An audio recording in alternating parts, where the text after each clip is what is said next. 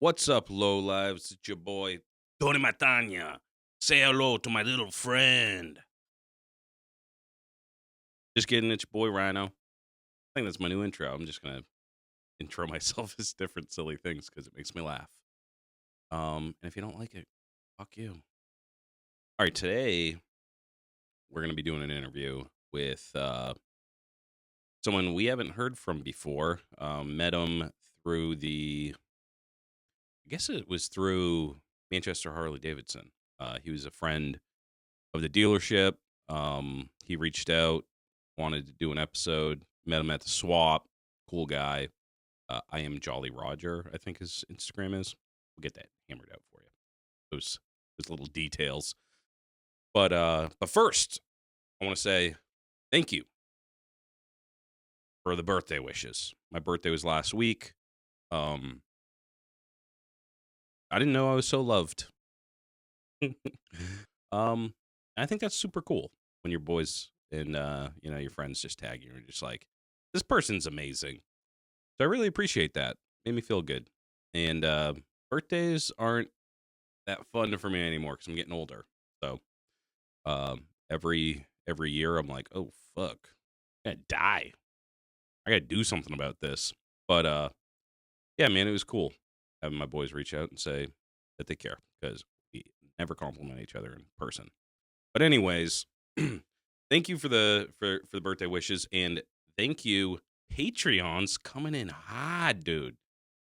Guess a lot of people saw that Steel City episode where I said that I'll fly to Sturgis if we get enough Patreons. Now is your time.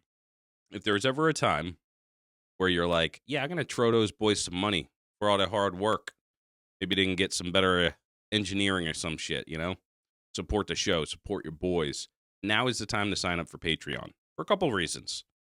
I want to go to Sturgis, dude. And tickets are pretty fucking expensive, and there's no direct flights. So that kind of sucks. But yeah, it'll be an expensive trip. But we had a bunch of dudes sign up. Some dudes signed up for the year. If you sign up for an entire year, you get a discount. Just FYI, amigos. Now, that's for any level. But you're going to want to sign up as a hood rat for a couple of reasons. Number one, you get entered into these giveaways, like the one that Steel City Blacksmithing's putting together right now with, I believe it's stainless steel twisted hammer. Send me some pictures. Fucking things are sick, dude. He said he's gonna fucking give one away if we're successful and we're making getting some Patreons, man. He said he'd do it until we get to Sturgis, and he's gonna be there. So I would love that, and I'd love to meet anybody that's going to Sturgis this year. Secondly, hood rats. I got some more bonus content coming out for you. So I just did a hood rat story with another one of our longtime listeners, good friend of the show, Nick Tedesbro at Tedesbro on IG. He's our boy from Long Island. Super cool dude. I'm going to get lined up for March. I'm going to be doing another interview. So you get your own episode. Eventually, I'm going to get to everybody eventually. I got a list. I did a poll when I first did it, but I think I'm going to get a little bit more organized and put together an actual, like maybe a lottery or something like that. But we're going to be doing another one of those in March. And here's another reason to join. I'm putting together some fucking exclusive YouTube content just for Patreons. And I believe it'll be any level. So just sign up at any level. $1, $5, $10 a month, and you'll get access to this. It's a Builder series. I was going to do it as a regular episode, but then as I was filming it, I was like, this is like, nobody's going to want to listen to this. Nobody's going to want to listen to this. So it has to be something that you watch. But what it is I'm building out that Softail. And I'm just going through and making tutorials of everything I'm doing. So the mundane, replacing wheel bearings, which has been a fucking pain in the ass. And I'm doing some fabrication. I'm doing some welding. I'm just documenting the whole thing in these videos. So as I'm doing it, I got this camera set up, and I'm doing each little piece. And I think I'm gonna get them all together and release them for the Patreons. I'll put a link in for Patreon subscribers to go see that. So you can watch me in the garage doing the whole build on the Softail. And then I'll probably do the same thing for the Sportster. But it's just a build series. I'm going through. I'm really cranking away. I got that fucking thing all torn down. I got all the nasty dad parts off it. I burned all the Kuryakin parts on it. I didn't even throw them in the garbage. They don't even deserve to be in a fucking landfill where a seagull might be able to fucking use it as like part of a nest or some shit. I want it to be disappeared off of this earth. So I put them into a bum barrel and I burned all of them. They burn pretty good because they're covered in really cheap plastic and fake chrome. So that felt really good, ripping all that shit off. You wouldn't believe how many fucking chrome covers this fucking Softail has stock. Like, that bike would probably cost like $5,000 if they just didn't put all the bullshit on it that they put on it.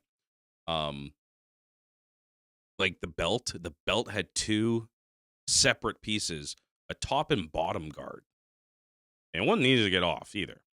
But yeah, I took all that stupid bullshit off the Softail, and it actually has a pretty cool stance.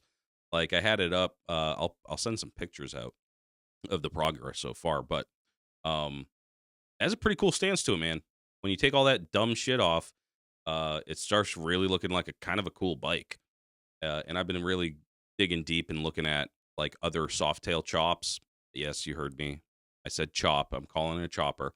My eyes been opened a bit to that whole discussion, but I guess I've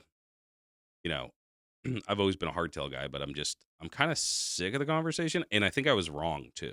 So, you don't really gain anything by saying, oh, if it's only oh, you're only cool if you have a hardtail. I still think hardtails are cooler, right? So this bike will never be as cool as a hardtail. I am still of the opinion the hardtails are cooler, but I think you can have a chopper with springs on the back. I mean, what the fuck, dude? Why not? If you're doing like heavy fabrication, you're doing everything else, it's like, putting on a hardtail isn't that hard.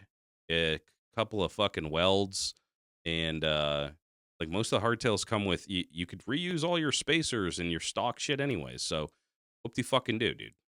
If you're welding on tabs, I mean, the Softail too has a unique set of challenges, like in regards to rigid mounting a fender and how that whole thing works. So just something new, something different that I wanted to try out. Yeah, I'm stoked on it. I think it's going to come out pretty cool. I have a pretty decent idea. I'm not doing a ton, but all the basic stuff, and it's all applicable for hardtail choppers too. If you're, like, I'm going to build a sissy bar same as I build any other sissy bar, right? I'm going to be welding on tabs. I'm going to be fucking bending it up. But yeah, get in on the Steel City Blacksmithing giveaway, and that's $10 a month. Support your boys. Get us to Sturgis and get some fucking builder content. It's way harder too. So like just getting shit done. It's harder when you have to explain it and film it too, because I'm setting up a camera. And then the other thing is I fuck up all the time. So like it doesn't take me. I'm not just like, oh, I got just the tool for this job. Like with the wheels, with the wheel bearings, it was like I had a bearing removal tool and an install tool, but it doesn't quite work on the wheel hub that I have, right? So I had to go back to old tactics of using the old bearing, and I have like a bearing puller that a race puller. The races are fucking welded in there or something, dude. Like, I've never had such a hard time getting a race out. But you can see me fail and get tons of little metal shavings in my fingertips and hurt myself and swear while I roll around on the concrete. But only if you're a Patreon. So that's going to be exclusive content. Get over there and sign up. More thank yous, dude. I don't even know if we properly thanked everybody for coming out to the swap meet, man. I think it was the best swap meet we ever did. I think it's the best swap meet we've ever had. And I'll tell you why. It was like a drive-in, like I've never experienced anything like this. A drive-in, free to vend, free to attend swap meet. I drove in, I got there like 7:45, drove in to where my spot was going to be, unloaded my shit, drove out. It was so fucking easy, dude. And it was inside and it was heated, and they had live music and they had tacos and they had fucking beer for $1. I had a blast, man. I was there all goddamn day, and you know, my feet, my dogs were barking, dude, standing on that concrete. But dude, everybody was so cool, and they brought some heat too, dude. The last spot brought some bikes. Fucking Burke's V Twin, he brought a sick ass shovel head, dude. Yeah, man, I was just stoked. They had bikes and we had badass dudes and we had a good fucking time, and it's freezing out. So it was nice to be in the warmth and company of other motorcycle enthusiasts, and I think that we had a good turnout, and I'd love to do it again next year. I didn't make any money. Spent most of the day just walking around, spending my money on other parts and parts that I don't need. I bought a fucking 2 foot tall ceramic cobra for no reason. That was at the end of the day. That was like the very end of the chop, at the swap. And I had a couple of dollar beers, so probably not my finest exhibition of financial wizardry, but it's cool as fuck. So I'm still happy I have that. It's like from the 80s or some shit, but you'll never see another one of these. It's like fucking so awesome. But again, way too much money. I spent way too much money at that swap meet. But yeah, man, it was bustling. I forgot like between 8 o'clock and noon. That's a long time. It didn't take us any time to set up. So we were just like, if you were a vendor, you were just swapping with the other vendors, for hours. And when it finally got open to the public, I was like, holy shit, look at all these fucking people. At one point, like Fish called me, Fish Tank Whiskey, shout out. He was like, dude, check out the parking lot. I went outside. Every fucking spot was filled. In the road, Bouchard Street had fucking cars on both sides. Like, it was amazing how many people came. So thank you, everyone that came out to Ven. Thank you for everybody that came out to attend. Thank you for everybody that fucking hung out and drank beers and fucking shot the shit. And it was fucking awesome, dude. So definitely going to do it again. I want to shout out our next up, just some show news. The Reviver show. Got a lot to do. We just opened up for submissions for our custom bike show. The custom bike show is going to be in the new Harley Davidson showroom. We're clearing out all the new shit. We're bringing in some leaky ass old motherfucking chopped garage parts and shit. It's a custom show, all bikes, all types. Doesn't have to be a chopper. We love choppers though. You got a chopper. I'd love to see it. But that show, we're gonna be giving awards out. It's a legit show. It's not just like in previous years we just had them like out in a parking lot. Like, there's gonna be a spotlight on your bike. We're inviting builders, and we're also open to submission. So if you have any kind of custom bike that you're working on, doesn't have to be a chopper. Club style, fucking probably. I don't know about baggers. Just send it in. If it's fucking cool, maybe it gets in the show, maybe it doesn't. Right now, we're just building a list of, potential bikes. If you're submitting your bike, we're just putting you on a list. We have to figure out how many bikes we can even have. We don't even know how large the spot is. We're just figuring out some logistics, but we need to get, people confirmed, and there's people coming from out of state and all that shit. So we're just getting our shit together. But send your bikes. You can DM the page on Instagram or on Facebook. I don't know. We have Facebook. You can DM our OnlyFans too. I'll probably get a notification. Or email Rhino at thelowlifepodcast.com. Thank you for everybody that's already submitted. We're bringing some fire this year, boy. Bringing some fire, dude. And it's gonna be fucking sick as hell. And most of these dudes are local. And when I say local, I mean like New England. And call me fucking regionalist or whatever. I fucking love America, but I love New England. I love New Englanders. And I just want to showcase all the fucking heat that we have out here. Like, dude, some of these dudes that already agreed that we've invited out build such cool shit, man. And I'm just so proud to be able to say that, like, yeah, East Coast, baby. East Coast. Any gay. Yeah, the show, the Reviver show, May 24th or something. It's Memorial Day weekend. It's Saturday. Come out. Mark your calendars. Cancel your family plans Memorial Day weekend. Tell Uncle Chuck, he can, suck it. You're coming to our show. We're going to have fucking live music. We're going to have food. We're going to have vendors. We're going to have a fucking legit showcase of fucking awesome bikes. And we're going to have a parking lot show.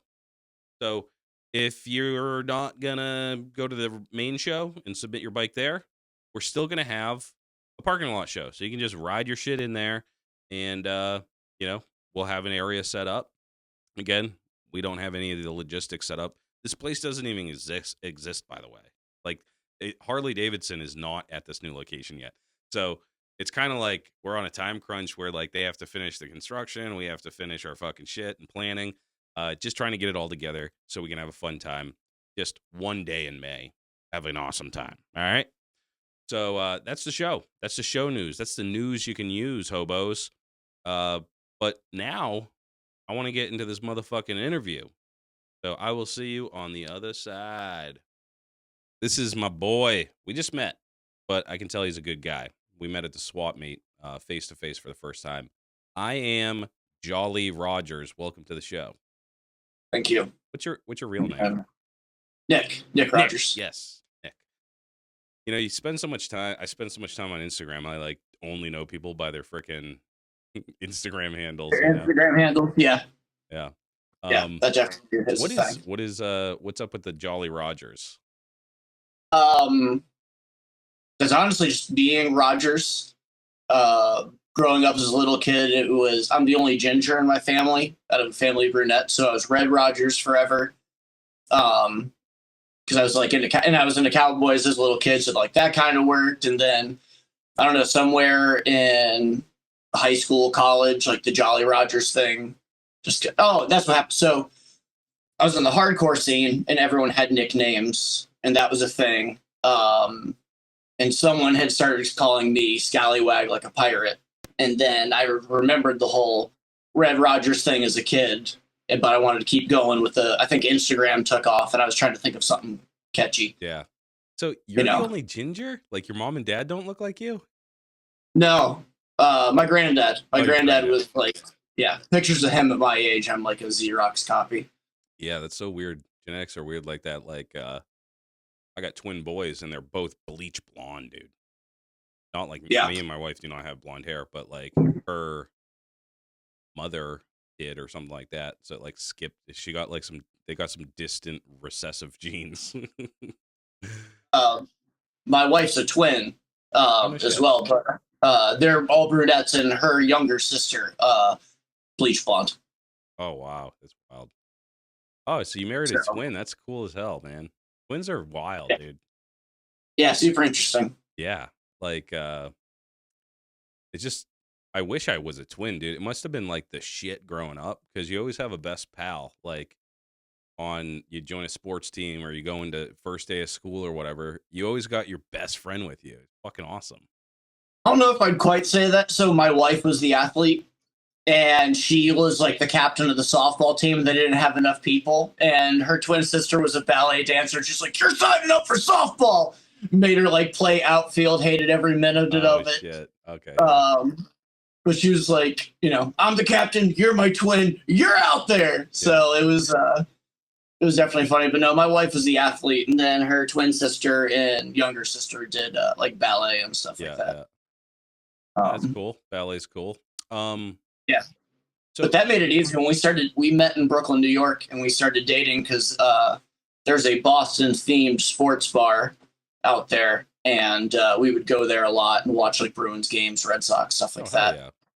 And it would just always be funny because she'd be like watching the game, and then other dudes would come up, start talking to her and talking about sports, and people would be like, "You gonna say something?" I'm like, they'll find out real quick that she only cares about the sports. Like, it's all right. Yeah.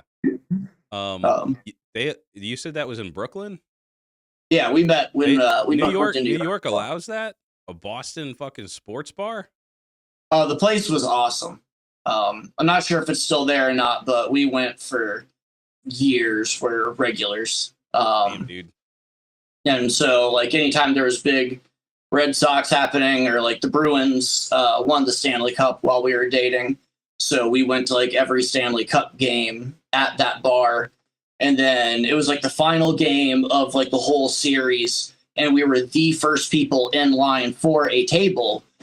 We ate dinner standing, the first people in line for a table because nobody left the whole night. Place was like packed shoulder to shoulder of just like Bruins jerseys everywhere. Every time they Bruins scored a goal, they gave everyone in the bar a Jello shot for free. So you're leaving at like the end of this series, and like the door guy is like this just massive dude, just like hugging everyone, and he's like high five, and he's like your best friend. That's fucking awesome. It was a fun environment, especially in New York, to find a place like that. Yeah. Did you live in New York at the time? Yeah. So she moved to New York to pursue acting when she was 18. And then I went to college down in Tennessee and did the music thing. And a member of my band moved to New York. So a year later, when I graduated, his roommate was moving out, and I just had zero plan. So I just moved up there and moved in with him. Oh, no shit. And then I was only going to stay for a year. I just wanted to go experience it for a while. Yeah. But I met her and ended up staying for 5 years. But I eventually came home and was like, we're leaving. You can pick where we go. And she's from Massachusetts, so we came back here. Oh, perfect. Yeah. I'm from Ohio, and you don't move back to Ohio. Yeah. You leave Ohio, you don't look back. You cut it out on maps and shit. I mean, I'll go. Like, my family's still there. I still have like, two of my high school friends I still talk to like every day. So it's cool to go see them every once in a while. But like 3 days of Ohio, and I'm ready to, go somewhere else. Yeah, I shouldn't be talking so much shit about Ohio because I'm going to be there in a couple months. I'm going to get. Well, it's like all the cool stuff started happening after I left Ohio. Like I left Ohio at 17. My family was like a grenade went off in it, and I got accepted to a college in Tennessee, and I was just like, I'm gone. So I went down there. You said was it a hardcore band you were in? Yeah. I played in 2 different hardcore bands. We did. I would say we were like regionally known. We had like a 4-state, 5-state area that we could go to and pull like a crowd and have like, a good big show. And if for our hometown, if like a national, like big time act came through, we would at least make it onto the bill as the local poll. What's the name of the band? The first one was called, it was named after the book, The Bell Jar. And we just added the word Saints. So the Bell Jar Saints, because it was catchy. That's dope. That one actually on YouTube has a music video. Some kid did it as a college project. Oh, no shit. And it turned out pretty good. It was funny. I had like a weird little like half blonde faux hawk and a baby face, and do you play or sing or what? I play guitar. The guitar. Okay. And then I was in another band called In This Hour, which was kind of like a spirit or like faith-based hardcore band. Tennessee is like a big like Bible Belt. I went to a part of the agreement for with the family. I had to go to Bible college. I don't know why. That was, dude. Bible kids party so hard. It was such a mistake for my parents to send me there. It was wild. But that's where we went, and I just played music the whole time and worked for a lighting and stage company. So if I wasn't out playing shows, I was out working other shows. Yeah.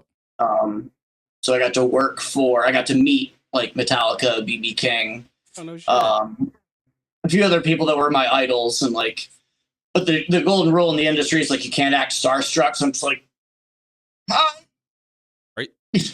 Were you a roadie, or is it different? I worked for like an independent company, so we'd get like contracted out. So our main thing would be private events and concerts in the area. Okay. But then we would be known. It's kind of like music or even like motorcycle industries. Like other companies. Yeah. And if someone didn't have the resources to pull off a job, or they had the gear but not the people, they would call us and like meet here with this truck, and just I'd open the truck and everything I need for a whole weekend is right there. Oh, that's so. So again, it was like being in a local band. I just like stayed in my region, and I either worked for my company or I had a drawer of T-shirts for like 4 or 5 other companies I could go work for. Oh, no shit. As like a subcontractor. That's awesome. What do you do? What do you do for work these days? I make furniture. So I don't know. I'm not one of those people that ever had a plan. I just kind of like, I just wanted to survive childhood. My family was just, growing up was rough and, drugs and things like that. So once I finally got out, I just wanted to go do something. So the lighting and stage company was a teacher once I got to college. Before that I did roofing, so I knew how to use tools. And he just saw me and snatched me out of the group. And, that's how I ended up that job. I did it for 10 years. But I got tired of breaking my back. And then my degree was in broadcasting. So I moved to New York to work for a national news radio station. And they pulled the contract out from under me when I moved. So I ended up, it was awesome. I sold everything I had. After you moved, they were like, yeah. So I moved to New York with a job, to not have a job and an $1,800 a month rent bill. That's fucking scummy. Yeah. So my roommate, his side job was at Starbucks. So I just met him at work that night. His boss hired me on the spot. Next door was a club. So I immediately started giving all of their employees free drinks. Yep. And within like 3 months, they hired me for evenings. So I'd leave Starbucks and I'd go work they had 3 different clubs. So I'd do the lighting and sound for the parties. Oh, sick. But nothing was going anywhere. So applied to Guitar Center, worked at Guitar Center for 5 years, became the manager of a store in Brooklyn, did that for a while. And I went to go out here, ask for my wife's hand in marriage for my father-in-law, and he had this indoor upholstery shop. And I'm like, this is beautiful. You guys have air conditioning and workbenches, and I don't know what this is. I want in. And after like a year of convincing him, I had no idea what I was getting into, but I know how to use tools. He gave me 2 days a week, started me on a sewing machine of all things. Learned how that, and then just kind of kept progressing over the years. And I spent 9 years at his shop when they all finally retired, and I was kind of like the lead dude running the show. Yep. And I had all the it's not contract based, it's relationship based. So right, because you were telling me it's like you do like high end furniture. It's not like like bullshit. No, I make like $10,000, $15,000 sectionals, $7,000 sofas. Now that's not my price. But that's what the end consumer will pay to the designer. So I don't work like mom and pop. Like people don't just call me and order something. You have an interior designer. I'm not gonna get 5 podcasting chairs off you with Patreon money. Well, I do work for friends because I understand my prices are ridiculous. So I do friend work. That I get a lot of pleasure out of that. Oh no shit! That's awesome. Making cool stuff for friends. Hey, I actually got a quick question for you because so you were working at Starbucks, and now you're back in Massachusetts. So, where do you get your coffee from? You a Dunks guy? I don't drink coffee. You do what? I don't drink coffee. So, I worked at Starbucks twice, and I am a self-proclaimed recovering caffeine addict, if you will. But the machines have to be calibrated every hour, and why throw that espresso away? So I would just shoot it. But I did that so much. I did that daily so much between 2 different jobs that it ate at my stomach lining. I can't drink coffee anymore. Holy shit. It happened that fast, dude? Well, 2 different jobs. So it would be 8-month period the first time every day, and then 2 years the second time every day. So like I just can't. It just makes me sick now. Yeah, I bet, dude. A fucking espresso shot every hour, dude.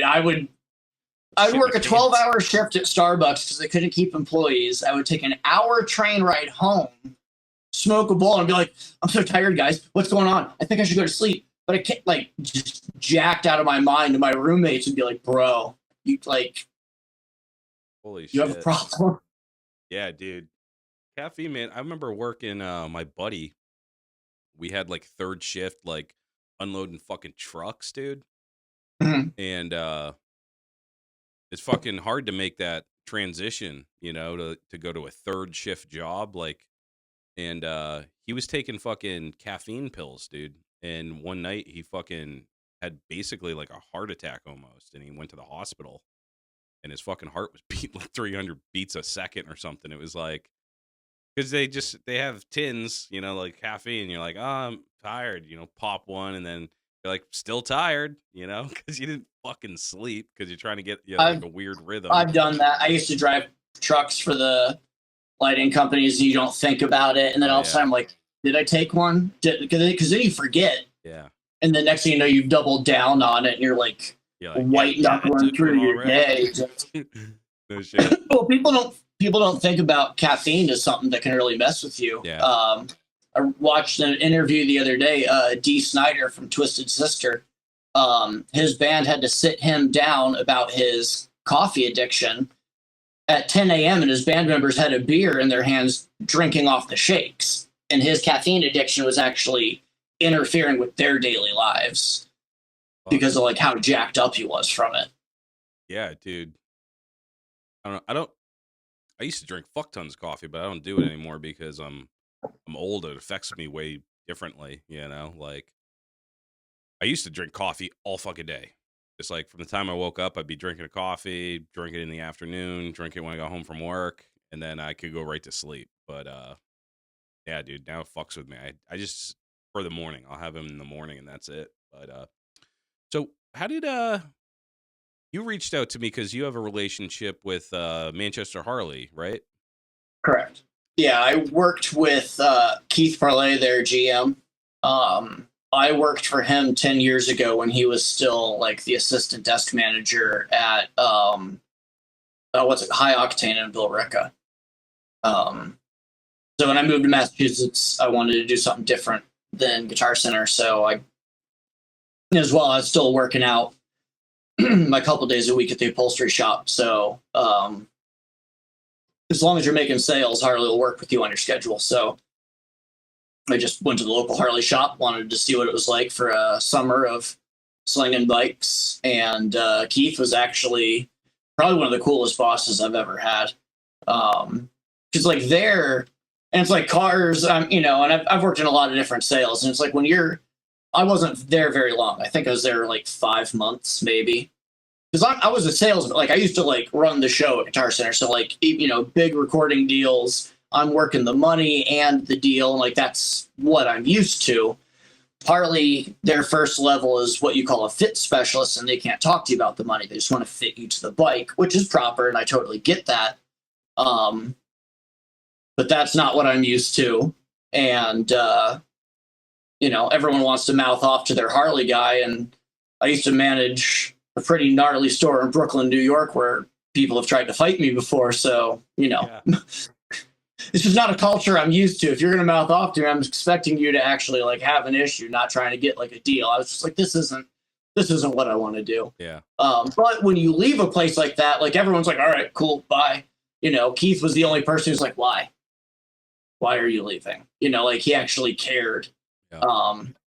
So over the years, like we ended up at the same gym and stuff like that. And then when I was a few years later, like we just kind of kept the relationship going. So when it came time to finally get a new motorcycle, because mine had all kinds of issues, I figured, you know, I wanted to grow and learning and, you know, start doing motor work and stuff like that. And so I just hit him up and we worked out a trade deal. And, you know, great experience. He really took care of me. And then 1,200, like 6 weeks later, 1,200 miles into the bike, I got hit and hospitalized. And instantly, like, he's on the phone with me. Like, not even caring about the bike. Just, you know, are you okay? What do you need? Get the bike here for, like, insurance. We'll take care of all that. And I responded with, yeah, when the insurance check comes in, you're going to hook me up with another bike. And he's like, you can't walk. Let's get past that. So that ended up being like part of my rehab, like walking with a walker, cane, crutch, cane through the whole process. Like every other week or so, my wife would take me up to Manchester Harley, and I would just like pop up at his desk and annoy the shit out of him. And you know, and like within months, like I think I like they were all trying to talk me out of it, and I bought a lowrider S. Oh, I shit. think the day I signed for that was the last day I walked with a cane because they wanted to like video me like ringing the bell. Yeah. And I walked into the office with a cane, and I was like, "Well, this isn't going with me." Oh, shit. So I walked out, and it was just like a whole big thing. But it's just cool that like I've been in Massachusetts for 10 years, and a lot has happened, you know, before and after that period. And somehow Keith and whatever dealership he's at seems to be involved with just whatever's going on. Yeah, what's you were telling me that accident you got in was fucking pretty gnarly. What happened there? Well, it's ironic how things happen. So it's always like a multi-part. So my wife rode that day up to like Maine and back with the girls, you know, 10 hours on their bikes. And of course had like stories of close calls and people being assholes. I worked in my garage all day long and decided to go for a 30-minute rip. Rode down to Wachusett Brewery. And I'm like a hermit. Like I don't even like go out and do things by myself. So I get like halfway through a beer, realize that I'm out in public by myself, and I'm like, I'd rather be on my bike right now. Get back on the bike, take the long way home, and I'm 5 minutes from my house. I'm actually passing my grocery store that I had to go to earlier today. And an old lady just tried to shoot the gap in traffic, which we've all done. I just happened to be in the middle of her gap on a bright orange motorcycle that she happened to not see. So did she hit you or you hit her? Like when she pulled out? She hit me. No, I was. Oh, so she hit believe you it or not, as you I'm were actually going like by. in my lane, going the speed limit. You know, there's traffic going both ways. It's not like you're not ripping through my area. Yep. But no, I was behind another car, just kind of like going, and she just. Next thing I know, I look to the right, and at the last minute, I see the front end of this SUV hit me. Oh, fuck. How old is she? Or is she like Old? Like she Old. shouldn't be driving. Geraldine old. That's a good way to describe her age. It's just the name.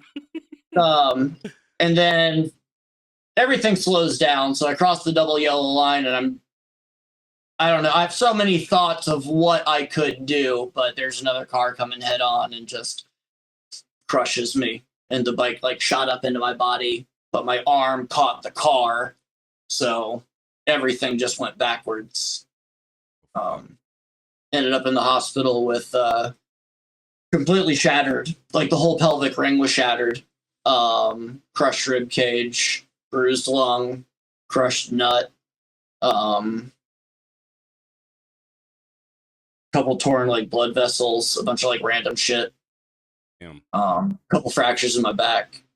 I have we pulled up the x-ray the other day to count. I think I have like 28, 29 pieces of hardware between plates and screws in my pelvis. Fuck, dude. And then how old were you at the time?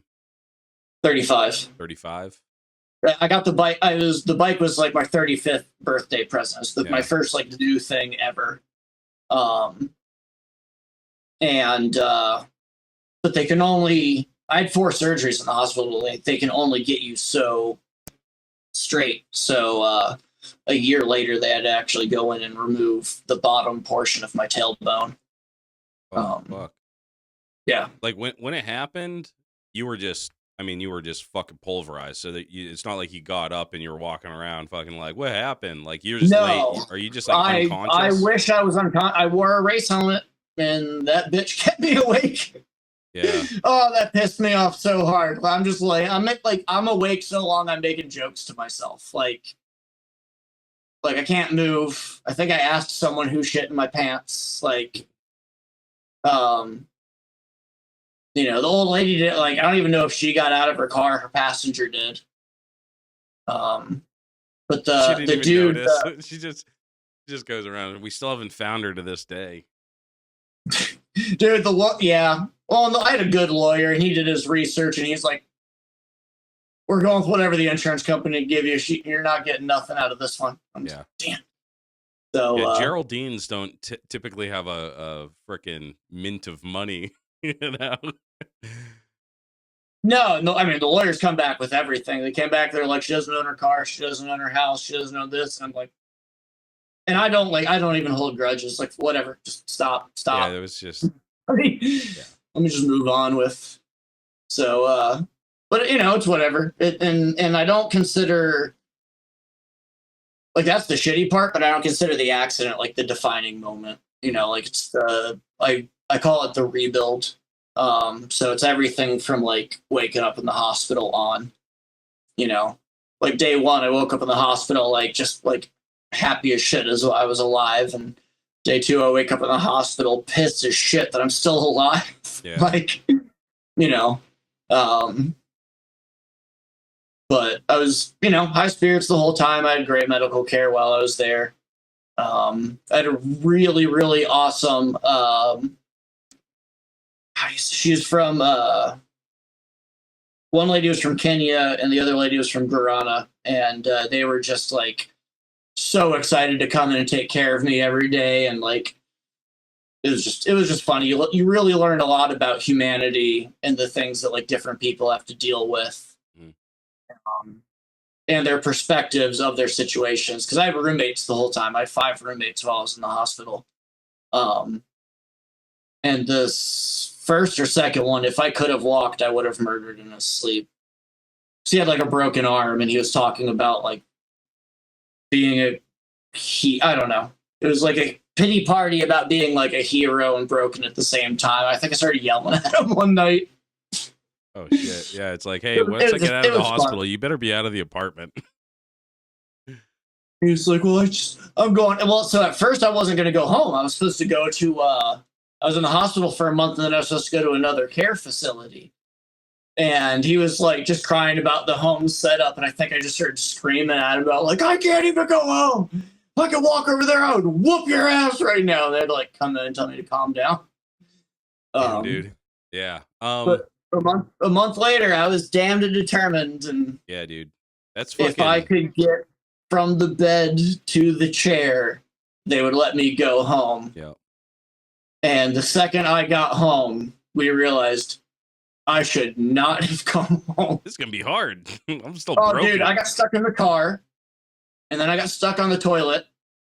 Oh, yeah, dude. Yeah. And then I got stuck on the sofa. Like, we couldn't move me. I was in so much pain. Yeah. My wife and my father-in-law just standing there like, I don't know what to do right now. Go to that care facility. Yeah. Please go back. So my dad's a doctor and a retired doctor. So he came up and stayed with us for a couple months and oh, nice. Like helped where he could and was at least like the at-home like daytime care. Yeah. But yeah, dude, I did. It sucks because I haven't had any extended stays in the hospital, but they're boring as shit. And you don't sleep because they come check on you every like 2 to 3 hours. And if you have a roommate, if they're not on the same schedule from you, they get checked on the off hour. So someone comes in every hour all night long. And just drive me nuts, dude. Yeah. So a year later, so it takes me 5 months to be on the cane and like out functioning. I went back to work after 5 months. I'd say I kept the cane for probably another month or two. But that following summer, my wife and I got into mini bikes. Oh, fuck yeah. Well, my first taste of freedom, I wrecked a mini bike. You didn't learn. Sliced my knee open. Have to go to the hospital for them to stitch me up. And it's bad enough that the lady there couldn't take care of it, so they had to keep me overnight for a morning surgery. And they come in to prep me, and I give them the rundown. I'm like, you're going to say this, you're going to say this, this machine works this way. And they're like, so you're not going to sleep tonight. I'm like, I got it. Yeah. Damn, dude, yeah. I'm not happy about being here right now, but I got it. Are fun as fuck, and you always forget that you can actually get really badly hurt on those. But, yeah, it was another one of those that went too hard, too fast. It was like a tiny frame with a built motor, and the whole thing slid out from under me. And the same thing with like from motorcycles. So I wreck my bike. I go through that whole ordeal. I immediately start building a lowrider S. I wreck that mini bike. I go through the whole thing on getting my knee fixed. I immediately build like a frame up custom mini bike, but it's like, bigger frame, comfy, how I'd want it to be. Dude, you can But go. it's I mean, almost like building a that mini thing that bike like is just as fun as building any bike, dude. Like, and it's it was way so much cheaper. fun. Yeah, it's way cheaper. Like Yeah, parts cost like nothing. I have just under an acre, and it's like at a slant, so you can't really develop a whole lot on it. But we both have bikes that we just like. We want to turn the outside perimeter into a mini bike track. Fuck yeah, dude. And my neighbors are cool. So my next door neighbor, they have like mid-20s son that still lives at home, and he's got dirt bikes. And actually, right behind the camera is a Predator motor that we're building for his go-kart. So we're trying to talk his. It's really funny that I'm like 40. I'm like friends with the 24-year-old and his dad, but I'm trying to talk his dad into letting us make our track go through our yard, and then they have a nasty hill to bomb down and like make it a whole big thing. Dude, that's the coolest part about being like a cool older dude. Like me and you, we're in our 40s, and it's like I hang out with 20-year-olds if they're into cool shit, and I can also hang out with fucking 60-year-olds. You know, it's cool.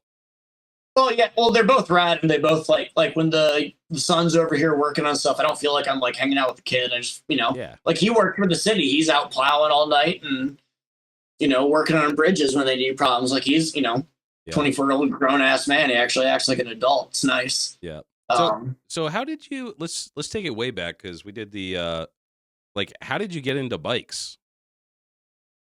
my parents wouldn't let me have one, so of course I wanted one really, really bad. And then when I was managing Guitar Center, they popped me to another store that needed help. And the dude that worked in the guitar department was like an old school clubber guy. And we started talking about bike, and Sons of Anarchy was like the rage at the time. So it was like, we both watched it. So it was like something to discuss. And I was like, obviously I get that that's just a show, but I want to ride. I want to get into bikes. I don't want to say I build, but like I fiddle with guitars and have like the same thing. So all the guitars in my studio are like, everything's like done up on them. All the electronics are custom. And I knew that bikes would be the same way. So we started having that conversation, and his brother had a Yamaha Virago for sale, and we ended up working out a trade for some music gear because I didn't have any money. But there was a family of musicians, so we just made a trade, and the second I got on it, I was just like, yes, this is, I don't know what it is, but this is it, and that immediately got me into the mechanical side of it because that bike never ran. It was nothing but problems. I think I got hours of work into it for like a couple times around the block. I eventually sold it off as junk when I left New York. But that at least got like the bug in me. I started going to all the motorcycle events and trying to learn from people. And all the events ended up being Harley based. And when I moved out here to Mass, a friend of mine hooked me up with an old Ironhead. Same thing. It rode, all right, but it had issues. So I just kind of like kept learning and progressing. And, but it was never like, I'm not an old school bike guy. I was never a cool kid. Until the bike that I wrecked, I never even like picked the bike that I wanted. Everything was just like, I went from that Ironhead to my wife's Sportster because she wanted something different. So I was like, well, that's the progression from here. So I'll take that. Mm-hmm. And then after that, I moved on to a Road King that someone else had, and that's what I ended up trading for the Street Bob. But it was more of just like, falling into a project, just like met a friend. Hey, I can I got a bike. Let's work this out, and it just bit into me hard. So how old were you when you got your first bike? 25. Oh shit, yeah. Yeah. So. Because growing up, my dad had a motorcycle, and he took me for a few rides on it, but I was always like, man, I want one. Not until you're in your 20s, and then I move away for college, and obviously I never had money for myself. Yeah. And then when you start working at Guitar Center, the issue is that the discounts at the time for employees were awesome. And it was super easy to sign up for Guitar Center credit card. So I just ended up with all this gear and then like a credit card bill that I had to pay. But then I ended up using that gear to trade for the bike while I was still paying off that credit card bill. Yeah. I don't think I paid that off until we got married. But credit cards, man, they get you every time. But it was just a progression of kind of like projects and what can I get. But I always had to work on everything. So I was like, all right, I want to get into motor work. I want to start building something. Keith at Manchester was my bud, so he was willing to work with me on something. And then when I got hit, like it never crossed my mind to stop riding because like I woke up with the tube down my throat, like I couldn't even talk. They had me like, tied to a bed at first until I woke up and was calm. And I was like handwriting notes with my wife. And I just couldn't feel anything. I didn't know what was going on. So I was like, will I be able to walk again? And she said, yeah. And my very second question was, will I still be able to ride? And the doctor turned around and just walked out of the room. He's like, you're fucking idiots. Yeah. But my wife, she didn't, God bless her, she didn't skip a beat. She's like, we ride. That's what you want to do. That's what we do. And I had all that downtime, and I'm a learner. I'm a sponge for just like knowledge and things. So I just use that downtime to watch YouTube videos and start studying things. And then over time, I actually became like personal friends with some of these dudes that are doing like the YouTube videos that I'm learning from. And it's cool that now they're like, personal supporters and projects. But that's all been, just the progression. It's just everything I did on these I mostly learned from YouTube or picking brains, but I'm just mechanically. Can you look directly at the camera and say, I learned everything I know about motorcycles from the Lowlife podcast? I learned everything I know from motorcycles from the Lowlife podcast. Same, buddy. Same. Yeah, but I'm not like classically thinking college, but I'm not like trained. I did take, this was funny. So I always wanted to go to MMI or something like that. But that opportunity would never be available for me in situations that I was in. And I eventually found like an online accredited, it was actually an accredited university. Like you can go get your bachelor's or master's degree there, but they had essentially the book work from MMI. So you could go do, I think it was like $600, $700. And I did a 12-part course that takes you through like motor breakdowns, electrical systems. Now this was 15 years ago, so it doesn't have any of like the super modern like Harley stuff on it. But it was, and I saved all the PDFs. I still have them, but it was all the book work for 2-stroke, 4-stroke motors, Yamaha to Harley Davidson. So that was invaluable, like just to do that and still have those PDFs. Like, and it's funny because I finished it while I was working at Harley, and I almost didn't want to tell the techs that I got this like little certificate that was like Nick Rogers certified motorcycle repair mechanic. Do you remember the name of the school? Because I did the same thing. Penn Foster. I did the same exact course, bro. I forgot. I have the certificate. Dude, they fucking loved it. The Harley techs, I took it in and I was just like, all right, I told you guys I was doing this, and they like showed it to everyone. They were proud as shit. No shit, dude. They're like, you're not going to MMI. This is great. At least you're trying. Yeah, dude. Like, I was embarrassed to tell people. They had some awesome info. Like, I think it was worth the price just to get yeah, $700 for complete motor breakdowns from 4-wheelers up to Harleys. Like, it was awesome. Yeah, it had a little bit of everything, and it was I forget when I fucking did that, but yeah, I remember doing that. I totally forgot, bro, that I did that. Penn Foster, yeah, the motorcycle tech certification, because at the time I think I wanted to try to get a job at Harley or like a local shop or something, and I figured nobody would hire me unless I had some type of certificate. But it was actually really, really good. Like I was like, okay, this is a scam. I'm gonna blow $600 or whatever. But yeah, it turned out to actually be really useful information. Like I learned quite a bit. Yeah, no, I took that probably like 2 years after I graduated college, and I honestly was like, this is great. Yeah, I thought the information, the way they put it out, like I said, I was almost like embarrassed to tell the actual technicians about it, and they were blown away about it. They thought it was awesome. Like, at this point, I'd tell anyone that wants to actually learn the technical knowledge that doesn't have the opportunity for that. Like, it's awesome. And you could use all the bookwork for the quizzes to move forward, so it's not like, the tests are even that hard. You just read it all real quick and then right. You just read. I think I did the whole thing in like 6 weeks. Yeah. Yeah. It's not a long period of time, but I forget. They have like, they do have like a professor you can talk to if you get like stumped or some shit, right? I can remember something like that. Yeah. Yeah. They have people you can reach out to. But since you can download all the PDFs and we still lived in New York, I just read it all while I was on the train.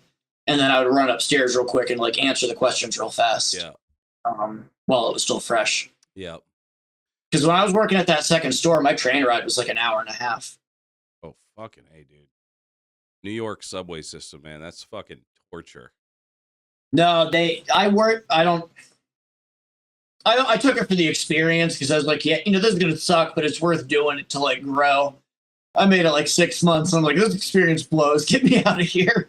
Yeah, dude. I remember like working with people like we had an office in New York and like these motherfuckers' days just started off rough, bro. It'd be like with all the delays and cancellations and shit, they'd be like 3 hours late for work. They like, yeah, bus broke down on my way to the train. And then the train broke down. And then I missed the fucking this train to get to that train. And it's just so like, did you start your day like that? That didn't understand like the New York thing. And if someone was late, like I'm like your best worst boss. I'll be your absolute best friend, but I will drop the hammer when I have to. Mm. But the problem is it kind of like confuses people that are like, because I'm too friendly. But my boss would be like, if you are late, we are writing you up, and they'd be on the phone and be like, if they're not there, you have to write them up. And I'd be like, they're on the train. Yeah. They're on the train. Like anywhere else. Like I work here in New Hampshire. I was early every day. I drive a car. That's fine. But when it's the trains, like, you don't know if a homeless guy's throwing poop at somebody. You don't know if, like... Dude, those trains... I've seen the videos, man. Those trains get wild. And then the other thing is like, they'd text me. Everybody has the app, the fucking New York Transit System app or whatever. They just send me a screenshot. It's going to be late. It's going to be very late, Like, what are you going to do? They didn't have that when I lived there. Oh, yeah. So you would just have to... not even have an elaborate story, just be real with your boss about what nonsense you saw this day. And as long as it was something worth talking about in the break room later, no one cared. Oh, yeah. Yeah. Obviously, like, egregious is egregious, but, like, whatever. Dude, I saw this fucking video. It's like New York City bus, and some lady's bitching about being late. And the guy's just like, New York City, everybody late. I'm probably going to get fired. You mad because you got a bullshit ass job, and you got to take the fucking bus. No, when Melissa and I moved in with each other finally, about a year before we got married, it was like 13 minutes from work on a bicycle. And I had like an old bike. So all of a sudden everyone was confused why I was early to work every day. And it's because I didn't have to take the train. Yeah, dude. Oh, that reminds me. This other dude that I worked with, he said fuck the trains and he'd just bike into work. And that was a mistake. He got a fucking speeding ticket on his bike in New York. And then I thought biking in New York would be so much better than taking the train. I did that for a year. I got chased by people. I got stuff thrown at me. I got stopped by a cop for going too fast. Yeah. Like, after someone was throwing something at me, the cops have nothing else to do but busting guys on bicycles. What the fuck, dude? Yeah, I will. This is a funny cop story because they do random bag searches on the subways as well. And in New York, everyone's got a bag, and so of course I just went and picked up weed from my guy, and I'm walking through there, and they see me trying to go the other way, and he stops me like hand in my chest. He's like, oh, what's going on, buddy? Let's take a look in the bag. And I'm like, fuck. Big old bag of weed in there. And all of a sudden, his buddy stops and goes, don't you manage Guitar Center? I'm like, yes. Yes, I do. And they're like, oh, man, have a nice day. Go on through. I'm like. Yeah, he knew. He's like, oh, you manage Guitar Center. Of course you have a big, fat sack of weed in your bag. Well, I also manage the pro audio department, too. So it was all of the live DJ and like mixing and like producer stuff. Dude, that's so fucked up that they just do random ass bag searches, Like, that's Yeah. unconstitutional, bro. Oh, dude, they Fuck. got big old tables set up and like, That's fucked up, dude. yeah, I don't miss living there at all. So am I mistaken? I think I saw that you were currently building a bike right now. Yeah, I have I'm building a M8 FXR. FXR, okay. Yeah, and then I have a Trask older, like first generation M8 Trask turbo that I'm trying to rebuild for it. Oh, fucking A, dude. So I did buy the turbo secondhand. So, you know, I did go through it and it all looks clean. But you kind of never know until you actually try to run it. Yeah. But yeah, so M8 FXR. It was again just things that kind of fell into my lap and in order, and picked up an FXR from a friend of mine who belonged to his granddad. And then my buddy Matt, who I do all my motorcycle stuff with, we found we call it the Crispy M8. It was a street glide that caught fire in the fairing. So me and another guy, and they totaled the bike. So me and another guy like split it. So he took like the legs, the fenders, the tank, all that stuff. I just took the motor and like the subframe.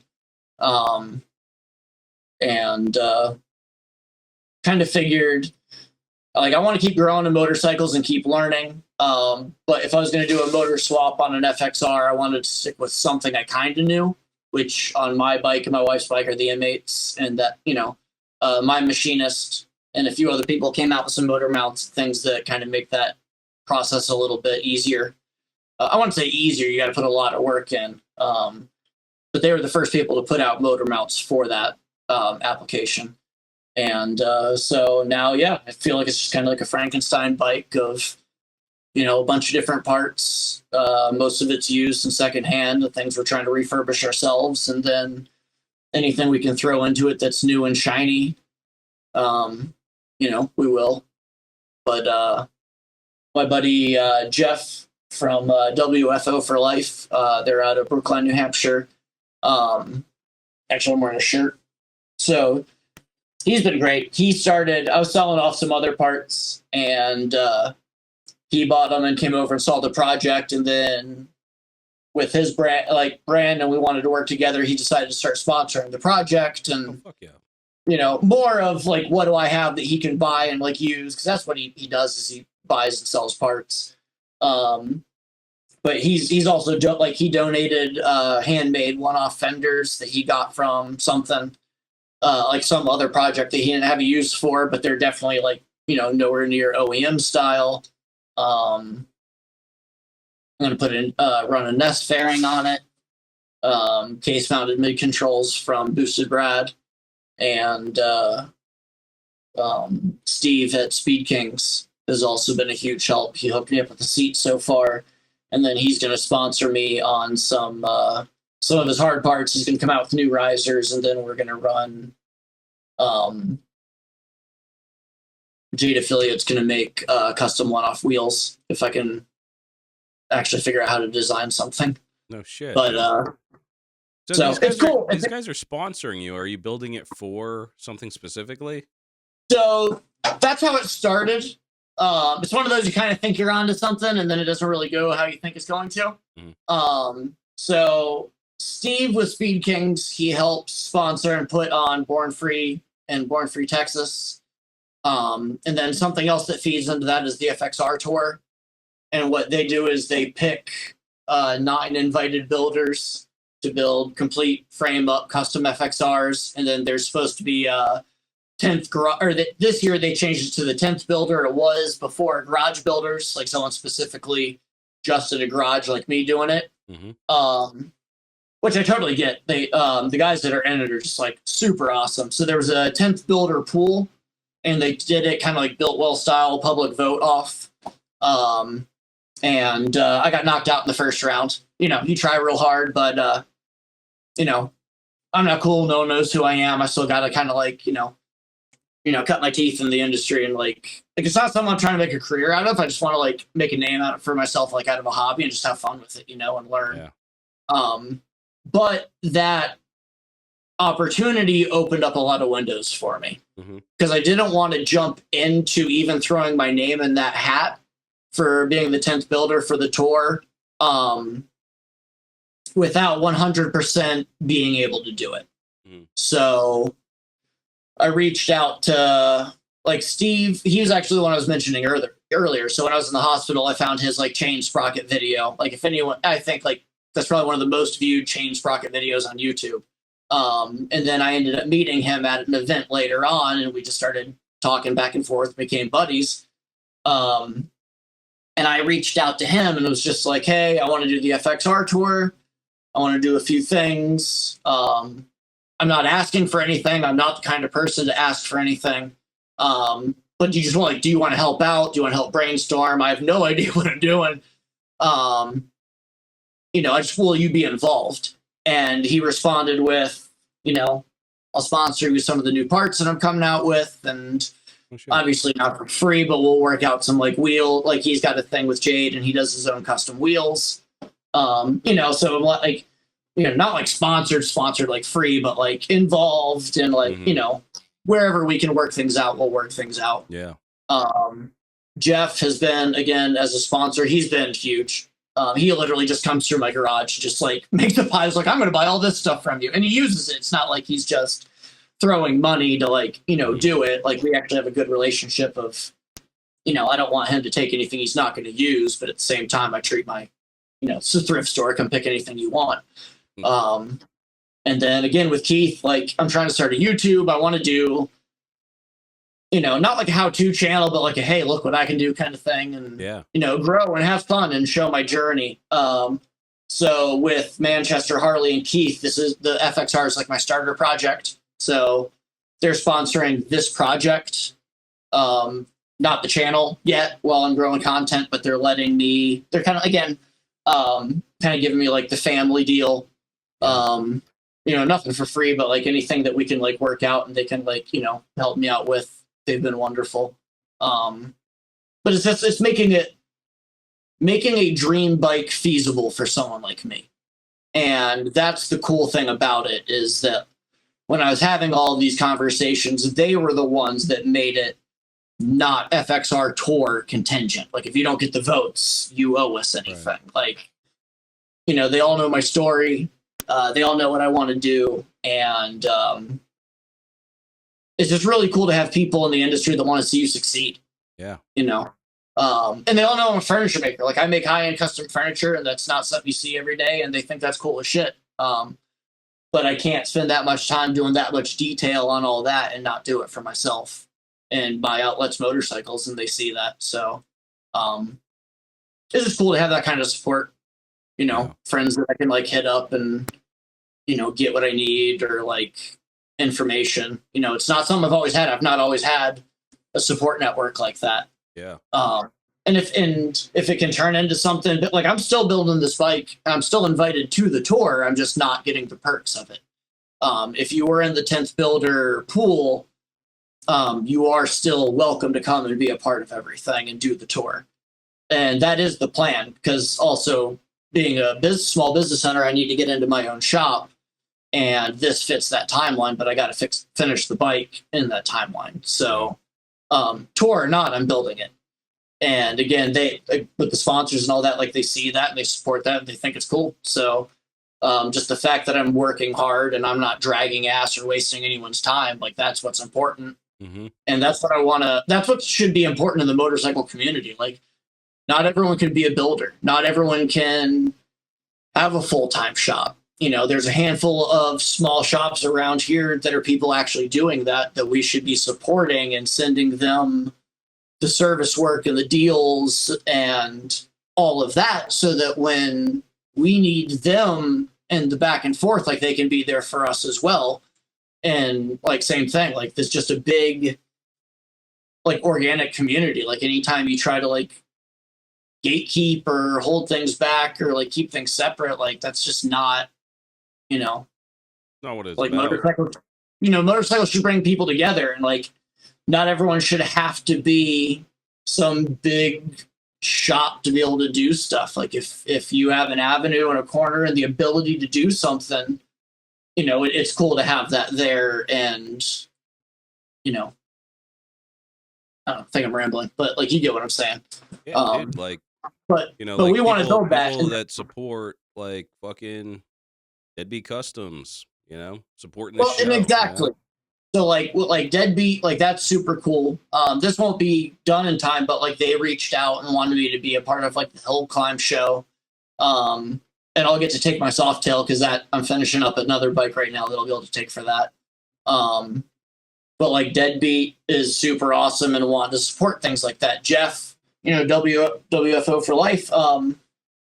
He sponsors like real riders and does real shit. And we're trying to find a way that we can bring like a builder aspect into that, like how can we build like a community of just people trying to do it for themselves and grow and like make it a thing.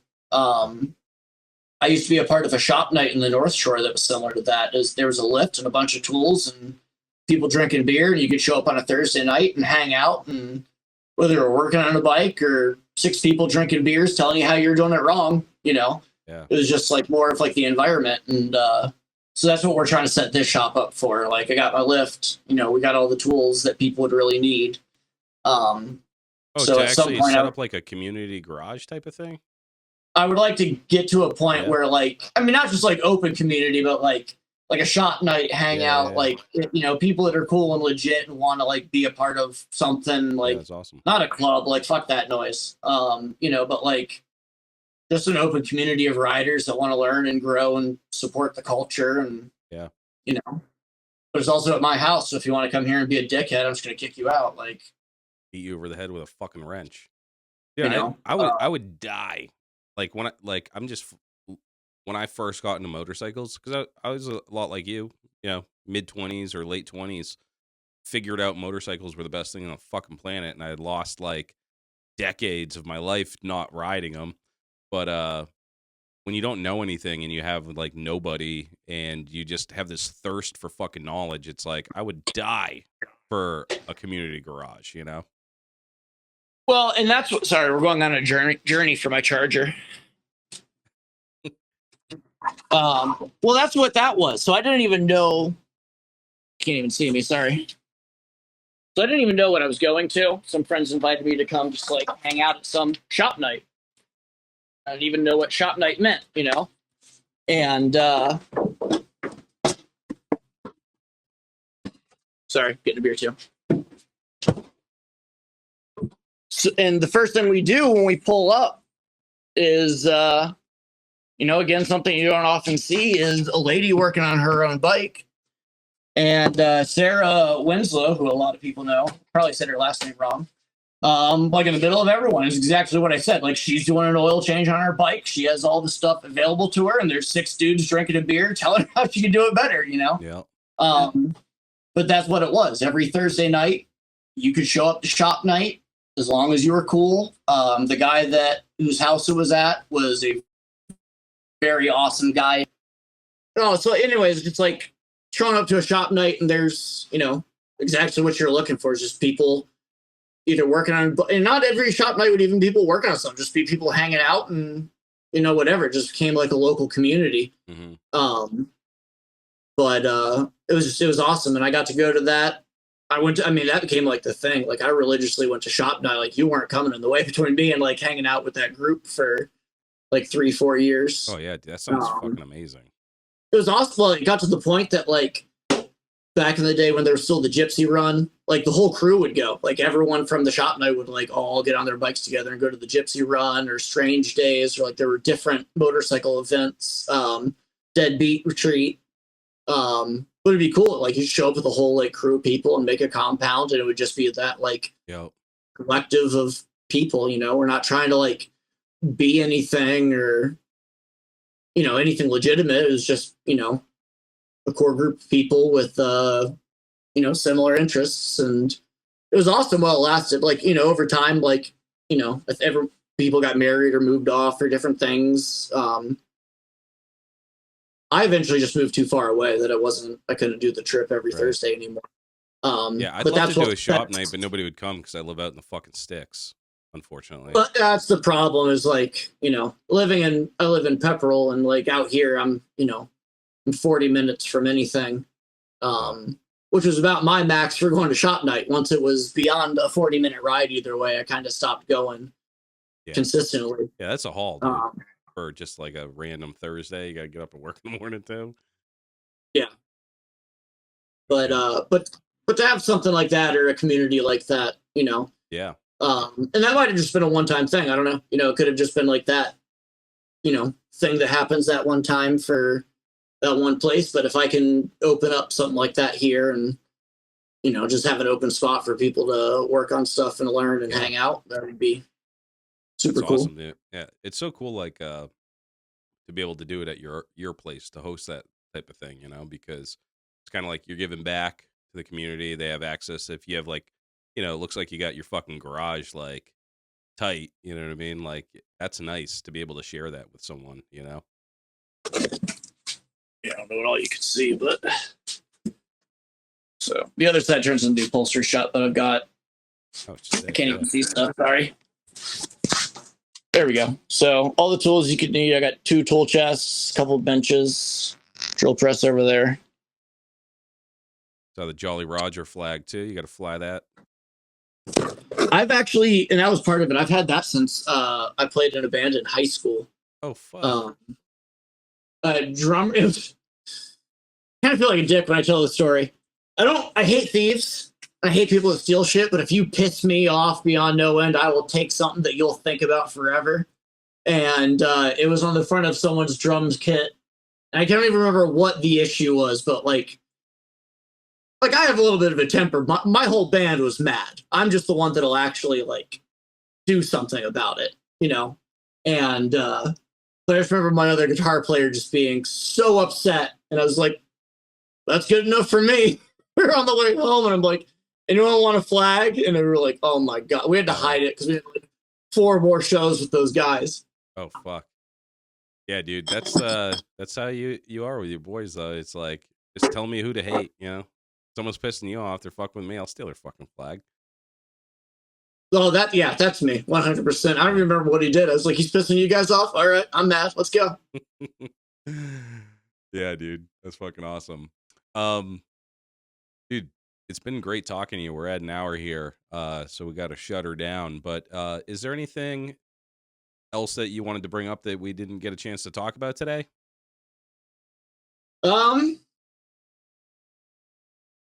No, well, yeah, I guess I want to try to put together some rides this summer. Nice. I know we have the Granite State Get Down the last weekend in May, and that's something that my buddy Mike that you met at the. Oh yeah, we're gonna try to maybe partner with that if we can. Yeah. So we're gonna do that. Anyone that likes to camp, we do. Somerset Airfield in Vermont is like unrestricted state-run campground, so it's free, first come, first serve.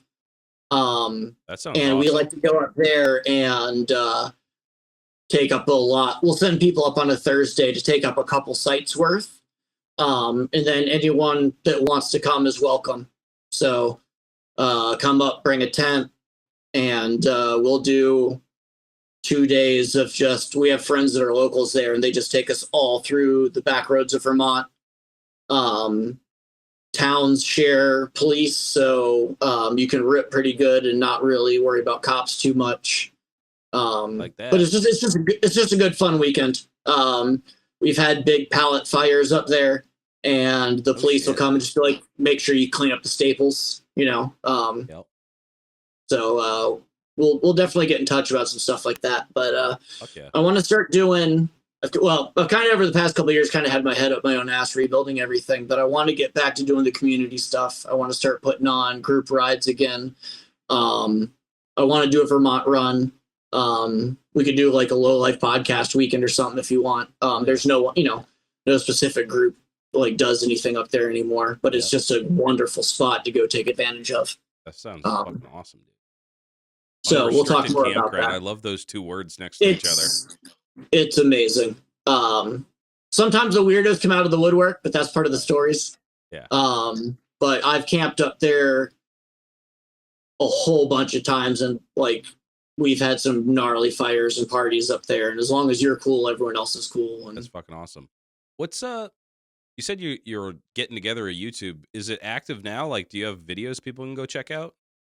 no, so the channel's live. It's just mine. At I am Jolly Rogers. Okay. I have.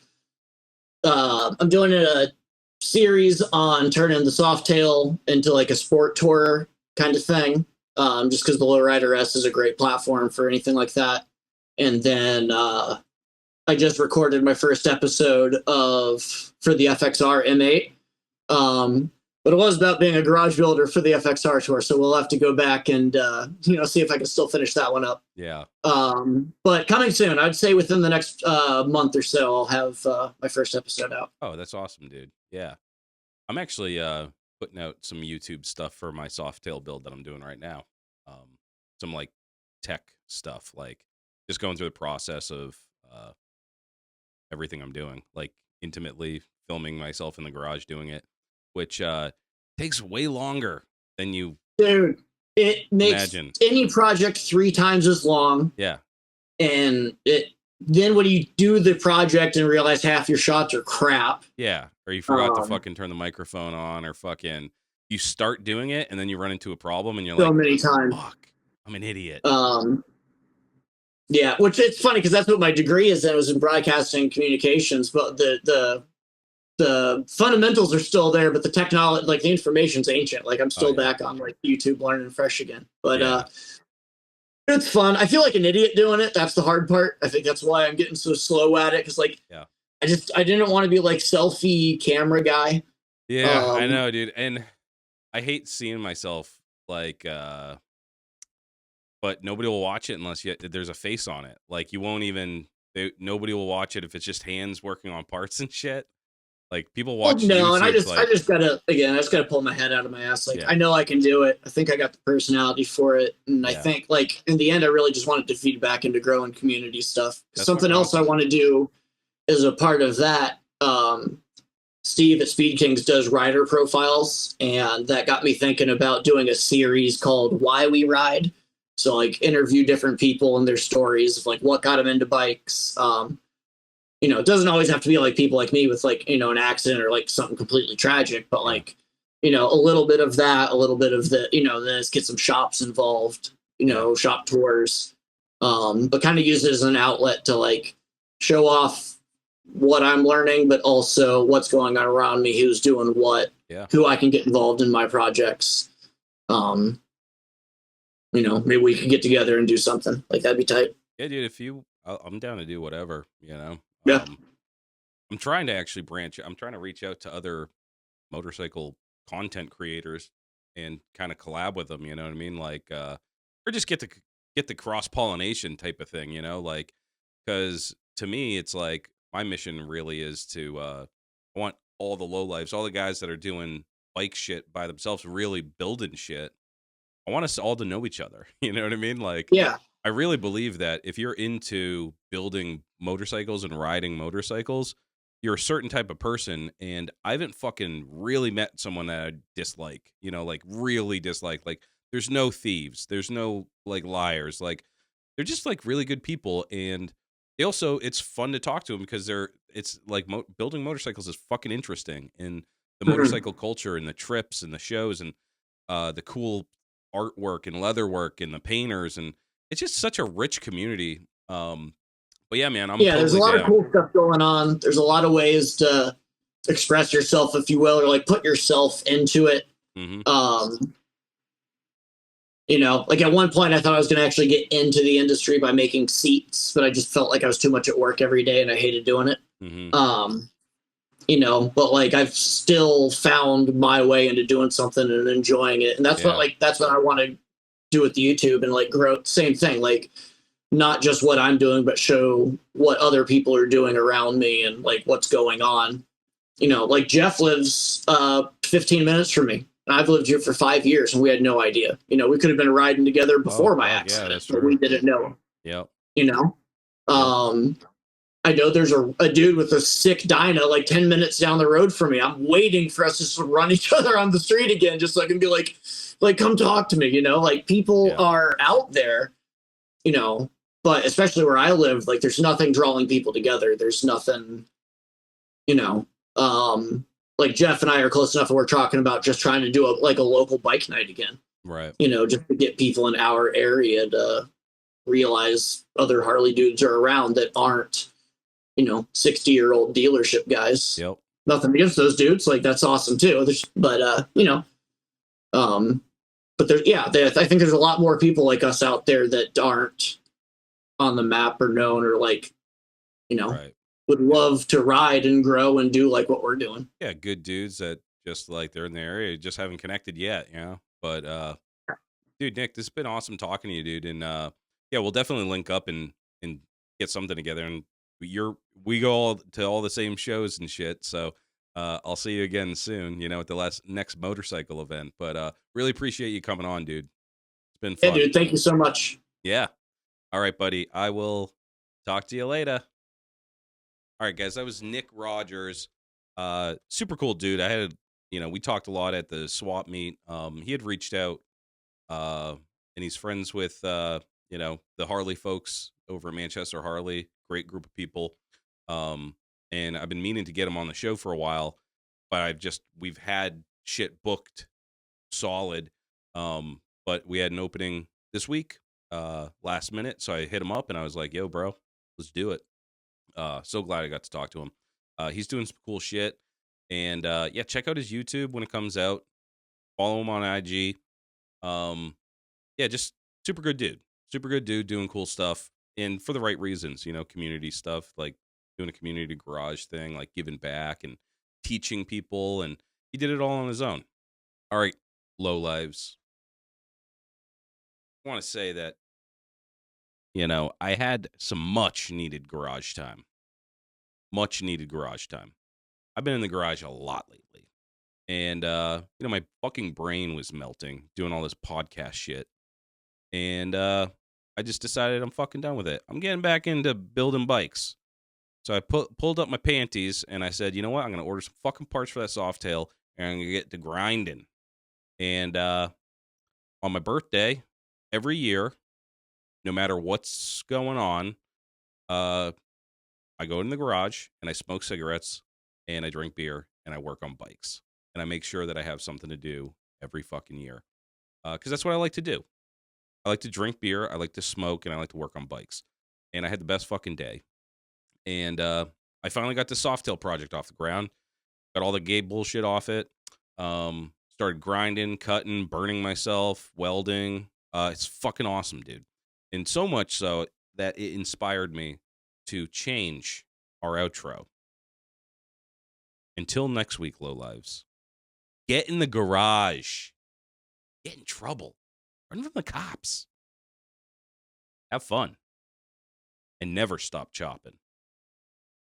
Deadbeat Customs. Steve over at Deadbeat Customs is about grassroots motorcycle riders who take it upon themselves to build and customize their bike. They offer parts for all Harley-Davidson models and also custom parts for choppers, bobbers, trackers, and cafe racers. When it comes to building a custom motorcycle, they carry the best brands available. Go visit their brick and mortar store in Tewksbury, Mass, or at deadbeatcustoms.com. Remember, enter Lowlife at checkout and save some loot. Stay Strong Co. Sean Luke has been sent down from the heavens to bless us lowlifes with the greatest motherfucking hot sauce in the world. Sweet heat baby Jesus in the white pants heralds a message from God himself. This hot sauce is for your food. Keep it off your butthole. The shits, and the hotter than hellfire Lowlife chopper sauce. Go to staystrongco.org today and grab yourself the holy trinity of hot sauces. Oxford Co. Choppers. Chris is the original bad boy from Oxford, Connecticut. From frame restoration and repair to handlebars and hardtails. Hard parts for hard men. His hardtails are expertly TIG welded and installed in-house. Made of USA-made steel, cast axle plates, he is your man for the hardest shit to hit the East Coast since Hurricane Bob. Find him on Instagram at oxfordco.choppers. Steel City Blacksmithing. Josh specializes in handcrafted steelwork right outside of Pittsburgh, Pennsylvania. Anything from custom motorcycle parts to hammers and tomahawks. Don't get it twisted. If it can be twisted, he's twisting it. Check him out at steelcityblacksmithing.com today.